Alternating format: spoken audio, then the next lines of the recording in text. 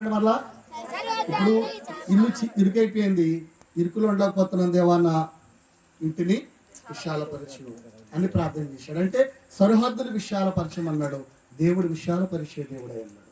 6వ పాయింట్కి వెళ్దాం. 6వది ఏంటంటే దేవుడు గనక మనకు తోడుగా ఉంటే వర్ధిల్లుతాం అనండి, వర్ధిల్లుతాం అనండి, వర్ధిల్లుతాం. ఆదికాండం 39వ అధ్యాయం 2వ వచనం చదువుకుందాం. 39:2 ఆదికాండం. నేను ముగించేస్తాను, అయిపోయింది. ఆదికాండం 39:2.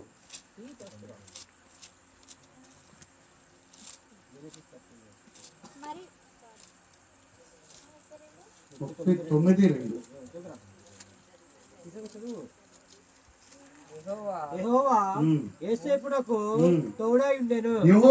యోసేపునకు తోడై ఉండెను కనుక అతడు వర్ధిల్లుచు యాజకుడగు ఆ ఐగుప్తుని ఎంట ఉండెను. చాలు.